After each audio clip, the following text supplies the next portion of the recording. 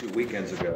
He's a little tired of the scene, and he's got a guy in the draft and an agent grabbed him, and the world we're in now, managing our rosters, I think he was getting tired of it. So he's a great story, and that's a big loss for the college game because he's really one of our good guys. Once till he gets to the 82-game schedule, well, he gets tired of that. and he doesn't have the same level of dudes. It's going to be careful what you wish for. There's no question. Paycheck's good. It's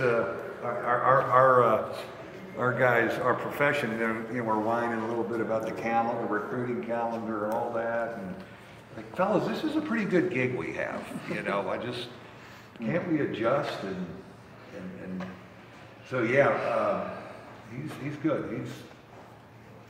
And I give him credit that he had the kahunas to do it. There's been a lot of guys that have had the opportunity that have danced with it and have stayed, and he just said, I'm going to take a swing at it. Sometimes you just want to conquer a new world. I think a new challenge sometimes is, and if you look at his track record, it's been 12, staying at it. He's been a 5 and go, and so he's good. And now any of their guys want to get out of their letters of intent. There's one guy already. Give me a call.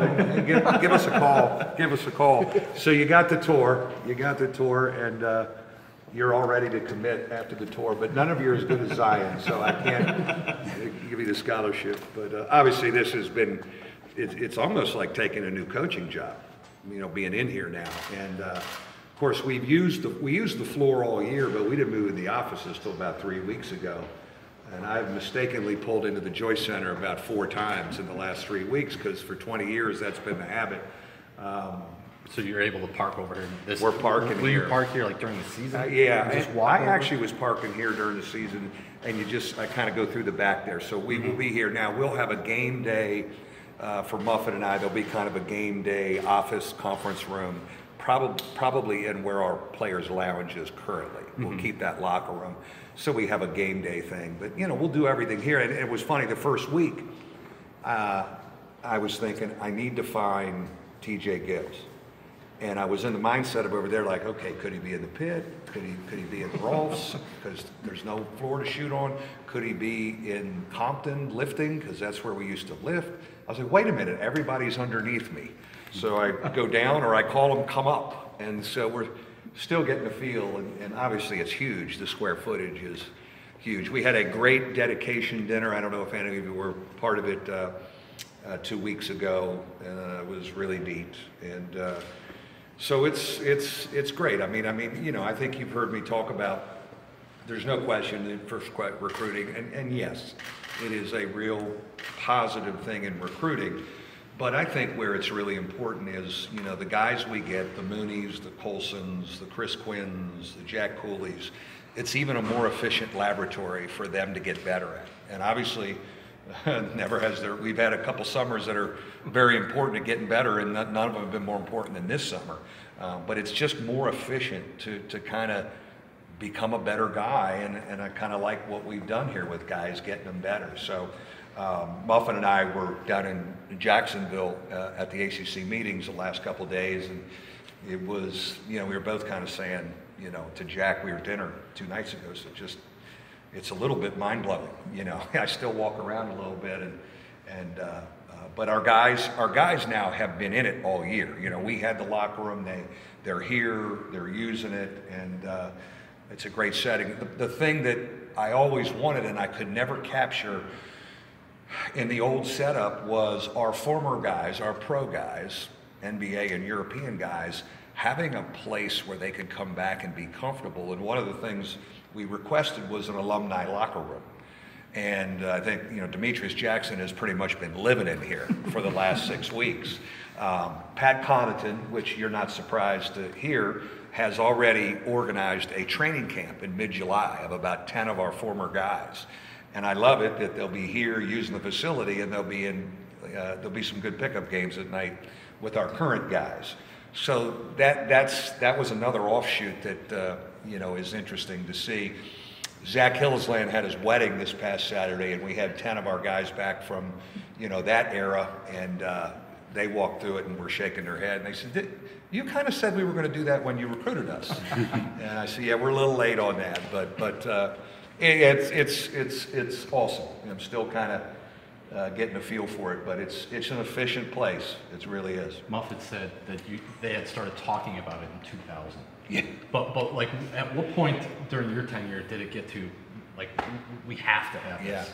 It just has to. It had to happen. Well, the first thing the way the thing was going to unfold, we had to do the arena first. Mm-hmm. And I actually said this to my AD. He couldn't comment on it. I said, if you were the AD 4 years earlier, where Compton is, that would be the new basketball arena / practice facility. Mm-hmm. That would have probably been the new footprint, but it was, we committed to gutting the Joyce Center, and it's awesome and state of the art. So I knew we had to do that, but I was thinking we would do that early in our tenure to catch that up. So Jack and I, Missy and Muffet made a road trip, I want to say about 7, 8 years ago. We went to Georgia, Kentucky, and South Florida because they had just opened facilities. Mm-hmm. And took notes, but it was in the process, and I certainly understand where I coach because that monstrosity over there had to be finished first, and I get that. But we're where we need to be now, especially in the league we're in. I think you've heard me say before, in the Big East. In the Big East, we could get away with the pit because a lot of our competitors in the Big East didn't have much, the Seton Halls, Providence, DePauls, but the league we signed up for, 6 years ago, is got all the ammunition, and so we're there with them now. There's no question, and of course our square footage in this thing is twice as big as probably the next biggest practice facility. You mentioned how important this summer is for your team. Beyond all the bells and whistles that come with this, just how much does the new facility impact individual growth and team growth? Yeah, I think this isn't any magic bullet. And I told our guys that after the Louisville game in the tournament. I said, I don't have a magic bullet for you. I said, we need a couple guys to make a Johnny Mooney jump, like Johnny made this past year. Now, that's not out of the question because we've kind of had a track record of guys doing that. But it's key in it, but it's even more efficient, because it's a better weight room. It's easier access to get in here for individual work. Certainly, we can do more with them in the off season now and coach them. We got 4 hours in the summer and structure it that way. But we really need some of our young guys to jump up there. They all had multiple starts. It's not like, a couple of young guys got to start a game. They had multiple starts. They were thrown in there. And I do feel it's going to help us at the end of the day, having some continuity coming back. And maybe this is even more important, there's some men leaving the league. It was a league of men, and we were treated like the JV regularly. Even though it did happen a few years later than you originally had planned, how much is this kind of a symbol of the commitment to making sure that the basketball programs here are on par with you? Yeah, I think our AD, when he got here, knew, as a matter of fact, it may have been in his first or second year that we went on the practice facility tour to those 3 schools, because I think he wanted to show Muffet and I, like, hey, I'm serious about this. And so it's a heck of a commitment, and it puts us in line with who we have to deal with in our league, especially. Mike, have you ever received any feedback or any sense that you lost in the recruiting wars because you didn't maybe have the ammunition of other schools? Yeah, Lou, no, there's no question, Lou. I think we have, when people have walked through practice facilities and other places, I do think we maybe have lost some momentum in some areas. And I don't know if I've ever told you the Ben Hansbrough recruitment story. It's a great story. Little did I know, Mississippi State had less than us back when he visited. They didn't even have a practice gym. So I'm down on the pit floor, and he comes walking down to play with the guys on Friday when he gets in, and he walks right up to me, and true Ben fashion, just, Coach, is this the practice facility? And I was like, okay, this could be a loaded question. Does this suck? What is this? Is this bad? So I'm thinking, how do I answer this? Because where's he visiting, and where? I didn't know what Mississippi State didn't have. I said, yeah, it is. He goes, and I can get in here anytime? I go, yeah. He goes, that's awesome. I go, yes, it is, Ben. Yes, it is. So there was the opposite. Mississippi State didn't have a gym, but yeah, I think we've probably run into that. What we run into more, and again, our mission is our mission, and we got to find the right guys, is the housing situation.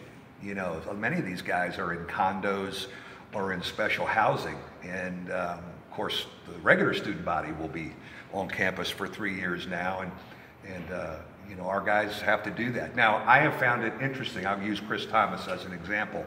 As I re-recruited him, obviously he committed to Matt Doherty.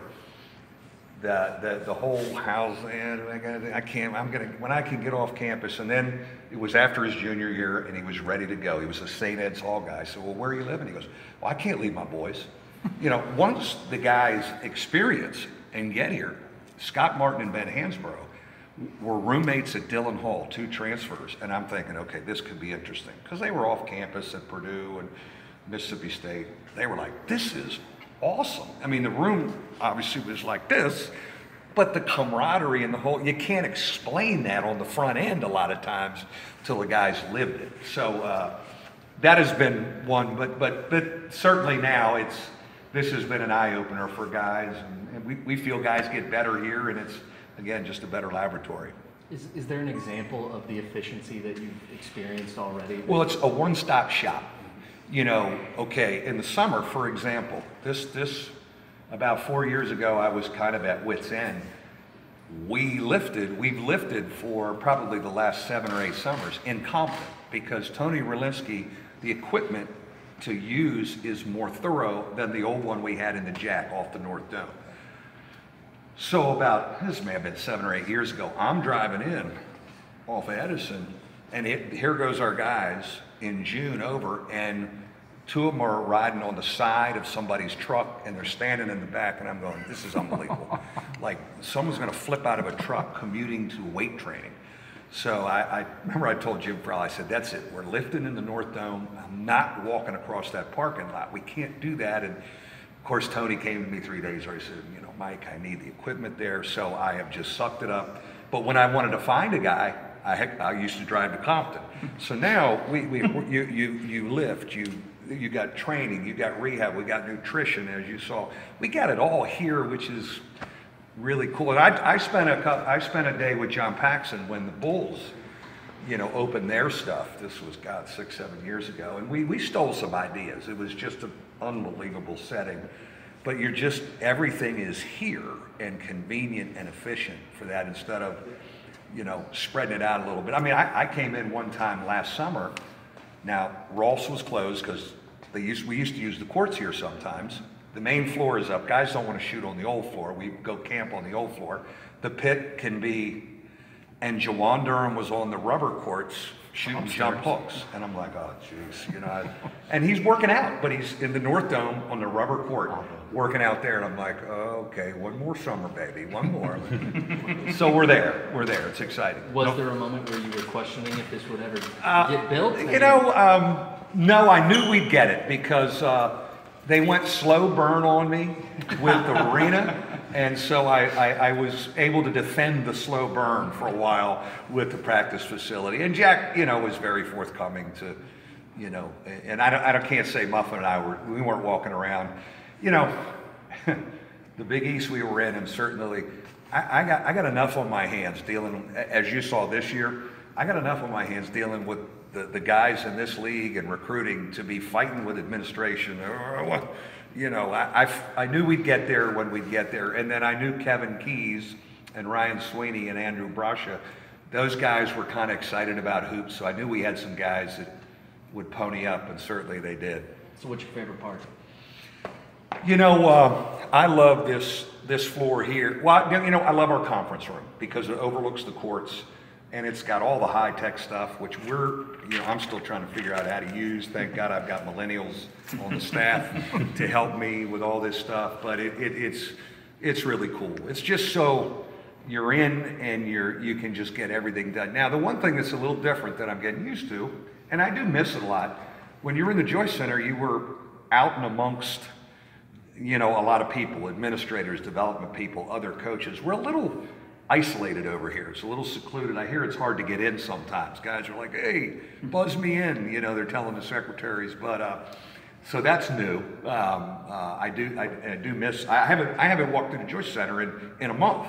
I used to live in the building. So it's been really weird. And we do have to be strategic about getting on that court to practice on it, and we still will, because I thought that can be an advantage for us overall. Our guys will be back, mid-June, and then the pro guys, about 10 of them will be here. You guys, we should get a date to you guys when they're going to play one night and open it up and come in, and pro guys will be playing, our guys will be playing, come in and watch. We'll get that out to you. I think Muffet's was the massage chairs, so. Yeah. Well, I did have one line, in the midst of what we were going through in the winter.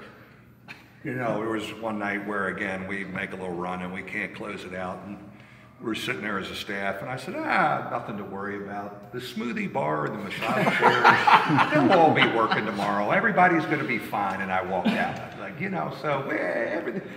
So I don't know. Maybe if we need to get poor again, I lock this building up and we go back to the pit. You never know.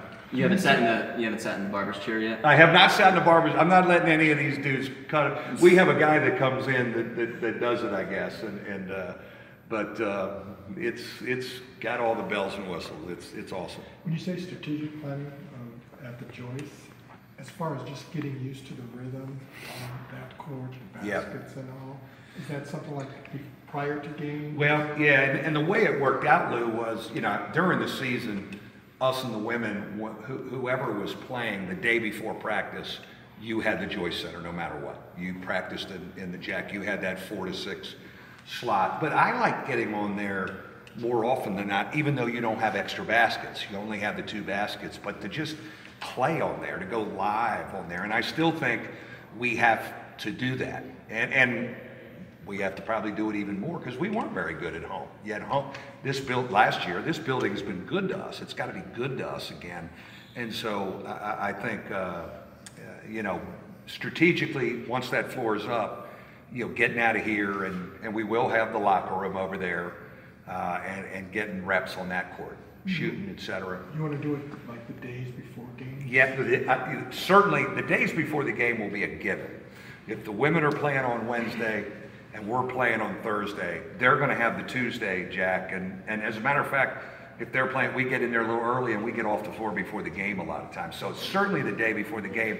But I even think we may have to go 2-3 times a week and leave this building sometimes, especially if it's a day where you want to get up and down and go 5-on-5. So guys are playing on the court. And I think we can't lose that and kind of hide over here, because I think that has been a bit of an advantage for us over there. We practice on our game court, and I know Muffet feels the same way.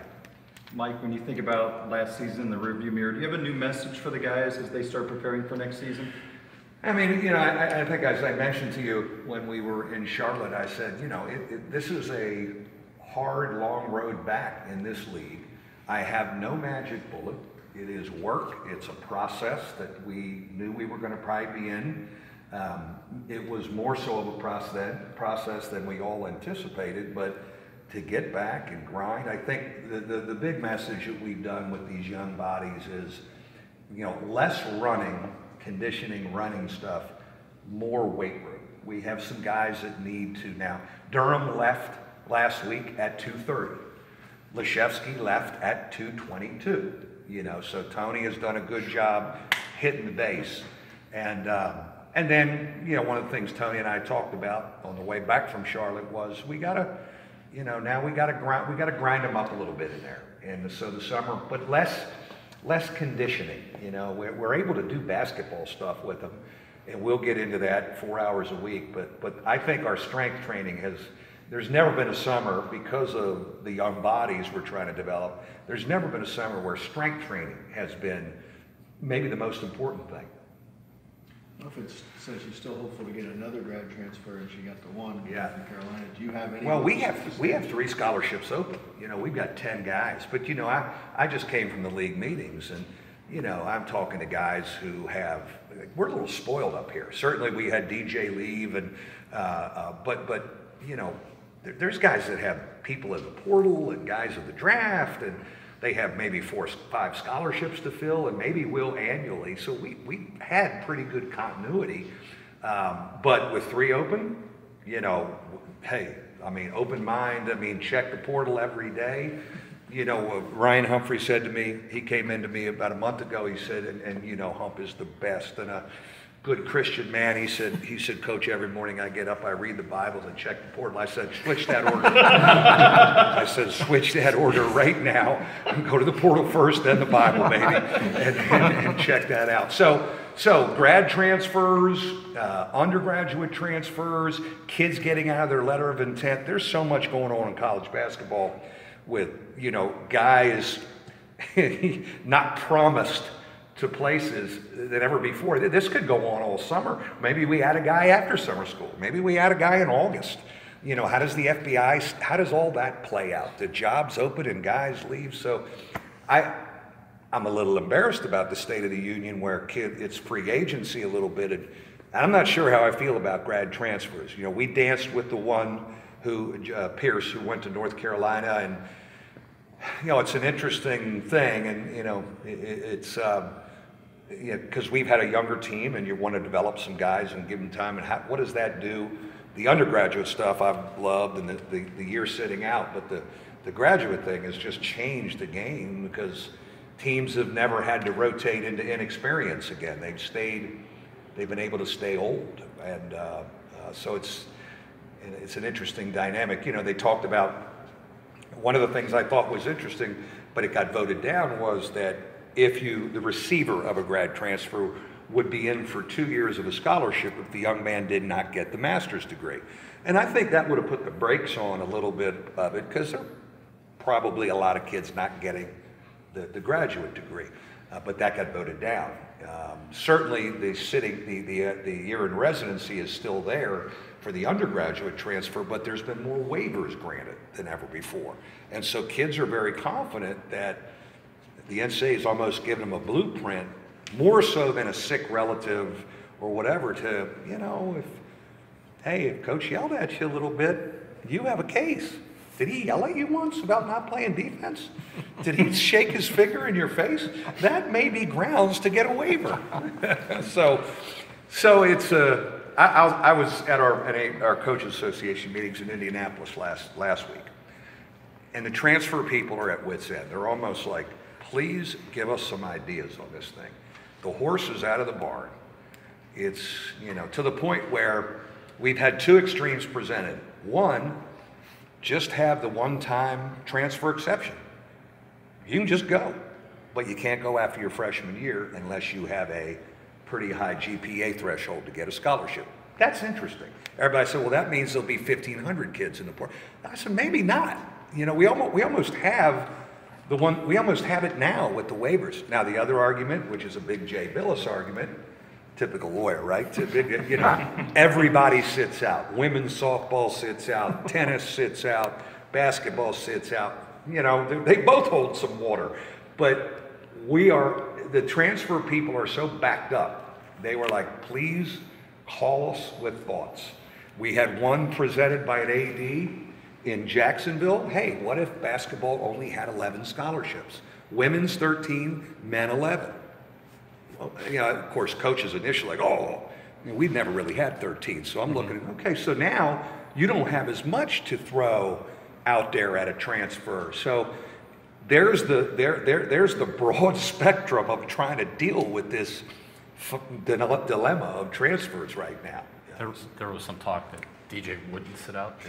Does he? I think he wants to. He wants to He sit wants out? to. I think it would be a good thing for him. And he and I talked, and he could use a year of just physically getting all the way back and working on his game because of that surgery. But I had told him, I said, look, if you want to play right away, we would support that if you ask for the waiver, because one of the ways kids are getting the waiver is, if someone's role completely changes and their minutes are going to change, and that is exactly, I presented to him that I think, it may not be the same, so you need to think about this, because just how we played at the end without you, we may look at that, but I think he wants to do the year in residency, and that would be good for him. How's Rex's rehab going? Rex's rehab is going great, and I don't know if you may not have been up here. I'm thrilled, his mom, we weren't sure if she was going to be able to make it to graduation Sunday.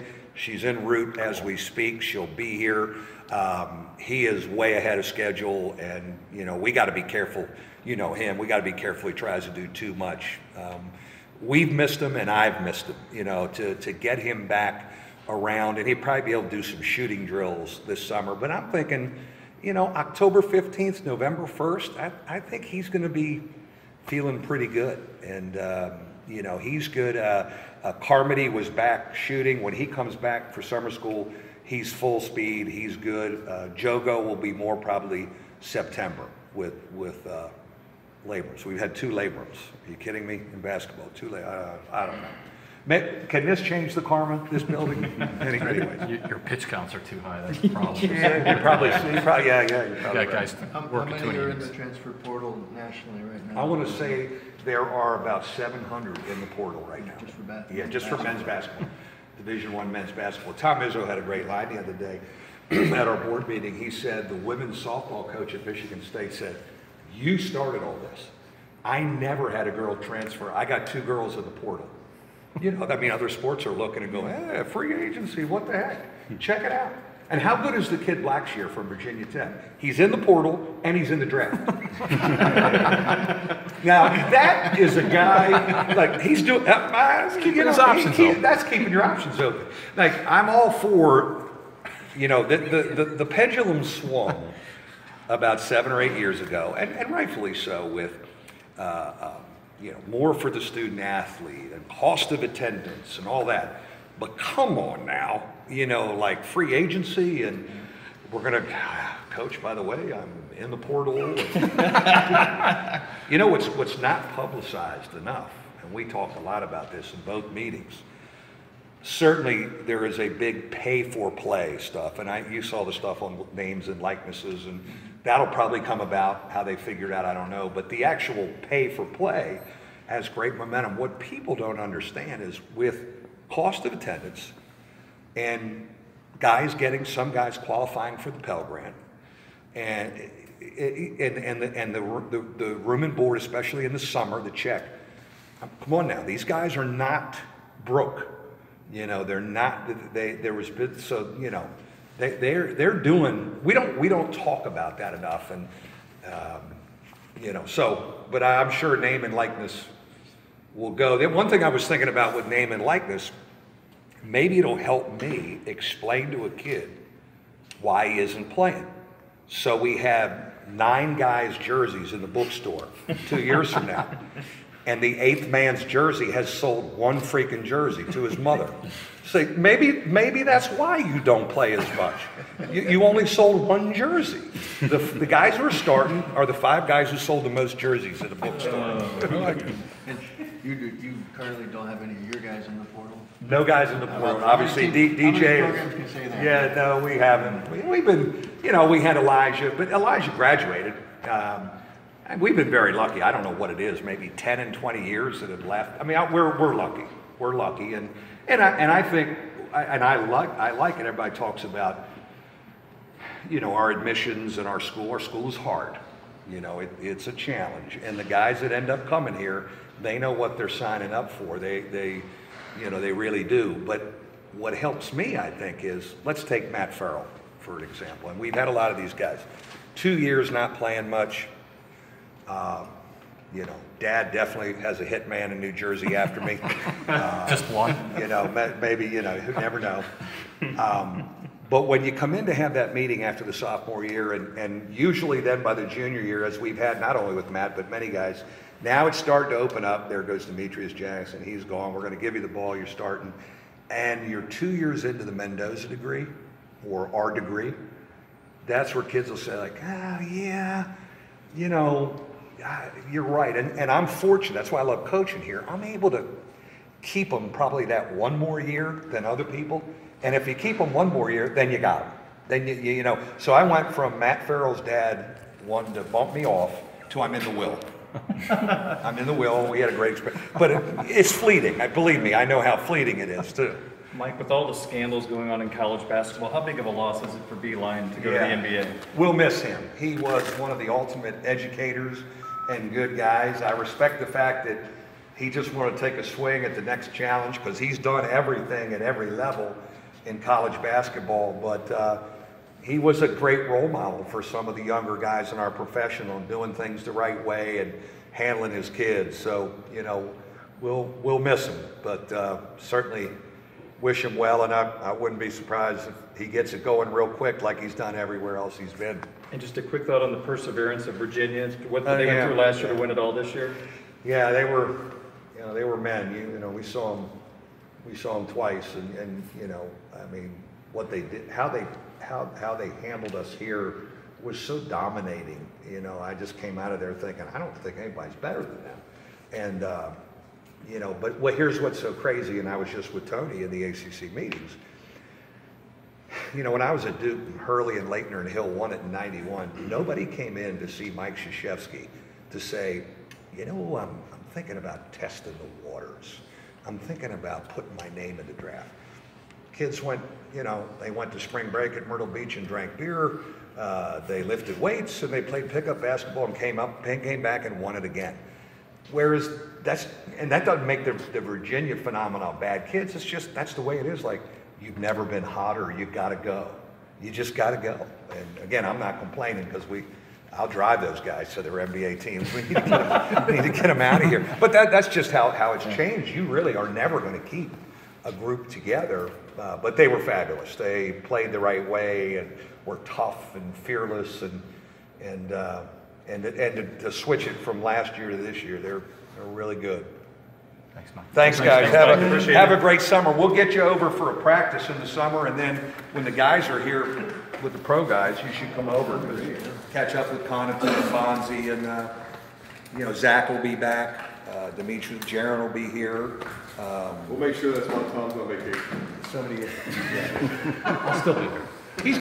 I was in New York a few weeks ago to do the CBS Morning Show, and she asked if I could stop by for a cup of coffee, and went by Deloitte, and we chatted about the opportunity that she was offered the job and was thinking about it, and you know what my thoughts were, and so I couldn't be happier. I think she's just a perfect candidate, just the perfect fit, having the playing experience plus the CEO experience. I mean, it's just a great marriage of talent.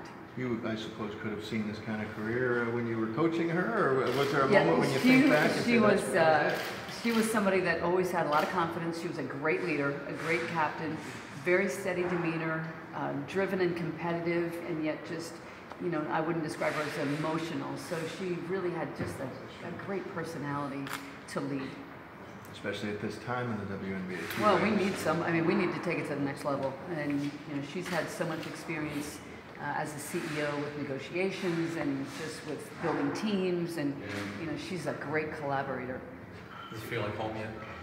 Not yet. I haven't hung anything in my office yet. Really? I'm working on that. Yeah. So it's just empty walls? That's it? Yeah. Really? Yeah. I've got a great view though. It's beautiful out the window. So. How overdue was this facility? Oh my gosh. Well, I said at the dedication, we started talking about it in 2000, Really? and 18 years later, here we are. So, you know, it's a beautiful facility. I mean, it's exactly what we need.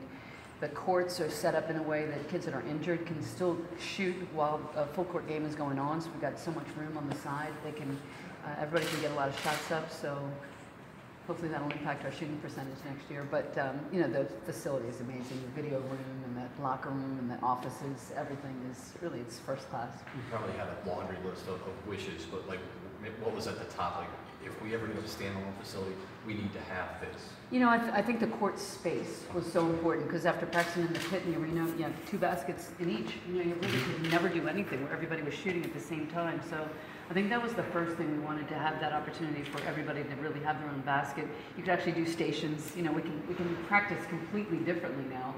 We were so hampered by just the 2 rims. So it's great, I think, for all of the positions, not just the guards, to be able to get out there and shoot. And then I think having everything in one building. So the weight room is right there, the training room's right there, nutrition center. So, you know, the girls can come right off the court, get their lift in, get some protein shakes, and, you know, take care of their injuries all in the same place.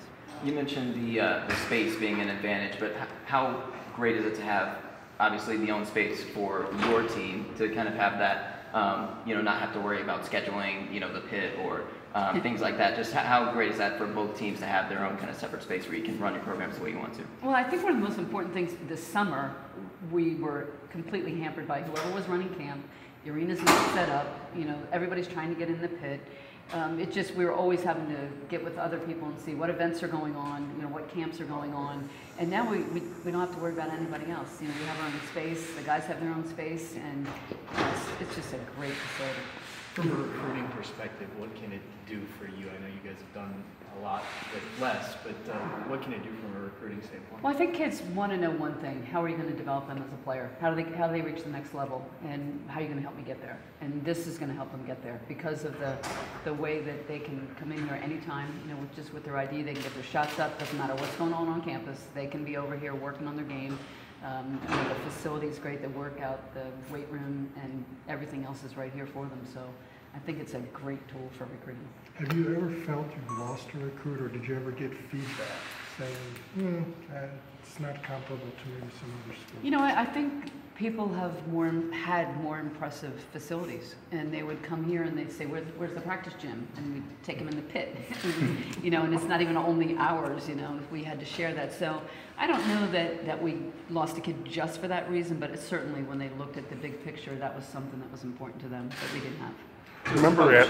To coach, how important is it to kind of get, you know, have this as not just the actual the use out of it, but also just kind of the statement of commitment from the university to kind of, you know, give basketball something that it needs and give them that support? Well, I think it's so important. We see all the buildings going up around here, you know, and they go up so quickly, and, you know, it took us a while to get here. So I think it's a great reward for what we've accomplished. I think we've done a lot with what we had, but to have a facility like this, I think is, you know, it's what the kids want. It's what they're looking for. They're wowed by all the glitz and glamour and all the bells and whistles, and now we have that. Coach, did you use this facility at all this past season? We did, yeah. We practiced over here. We came over once, I think, during the season, just because of facility issues, and we needed to come over, but the locker room wasn't always quite ready, so that's why we didn't use it early on. And then postseason, we were over here quite a bit. Okay. A few years ago, I remember hearing you talk about how you liked building a team over the course of the season. And now you probably have more building to do than you've ever faced before, but in what ways does having a building like this help you where you might not have had that help before? Well, I think the individual work is so important with a young team. You know, there's so many things we have to break down, whether it's 2-on-2 or even 1-on-1, and now we have the space to do it. So I think each one of the coaches can have their kids in there at the same time working on different baskets, because before we're always coordinating. Oh, the guards are shooting, well then I guess the post will have to come in another time, and trying to coordinate schedules and all, and now it's just so easy. You know, everybody comes at 2, we all have our own baskets, and we can get a lot of work done. And we are going to need a lot of work this year. This is going to be definitely a team where we're going to have to practice a little bit longer. We're going to have to really just probably simplify things a little bit. And I think it's going to be a challenge, and I'm excited about it. I'm excited about being the underdog. You know, I think that people already are saying we're not going to be very good, and I think the team is coming in with a chip on their shoulder, and that's something that we're going to need to keep there all summer. What can Destiny Walker give you? Destiny's a great three-point shooter. We recruited her out of high school. She's a really good three-point shooter, but I love her defense. She can guard, and she likes to guard. So I think that's the most important thing. She can handle the ball. She could back up the point, but I don't think we're going to need her there, because we're going to need her to be shooting the ball. And her knee is. Yeah, her knee and her hip. She had a couple of issues, and first order of business will be getting her in the training room. And being a grad transfer, does that, just having that experience on a very young team, how much can that help you? Well, it was just pivotal for us to get somebody in here that has some experience. We have all freshmen and sophomores. Right. I mean, we just have nobody with that big game experience. So to look at her coming in from a team that's played in the ACC, and she certainly played at this level, so she understands that. She can come in and be somebody that can kind of mentor the younger players. And, we're still hoping to get one more. Were you surprised Danielle Patterson decided to transfer? I was disappointed that she decided to transfer when this was finally her opportunity. I mean, she's been really patient, playing behind some great players.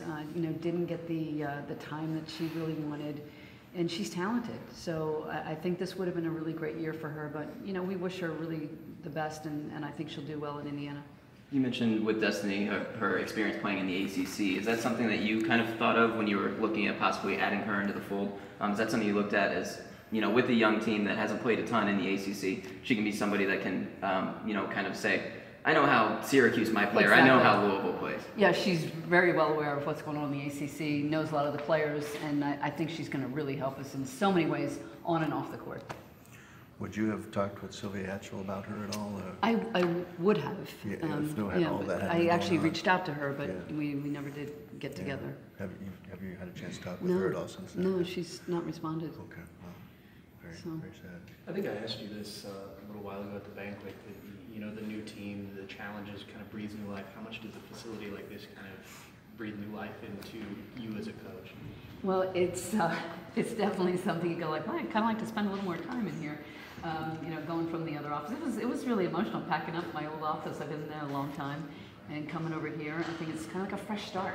So we feel like it's all new. We don't walk in and think, oh, remember when Arika and Marina and Jess and Brey, did this or that. We just, they really were only over here maybe once, so there's not a lot of memories for them. Who's more excited about this, you or Coach Brey? I think Coach Brey might be more excited about this. They used it a lot more than we did, so they couldn't wait to get over here. What's been the players' reaction to having a huge, sprawling, brand new place like this? I think they were kind of overwhelmed initially, and then you go in the other locker room, you're like, dang, this is our game locker room, and I kind of like the massage chairs up there. That's really what's keeping me here. So the game locker room's next on the renovation. That would be nice. Yeah. Right after football gets their third new building.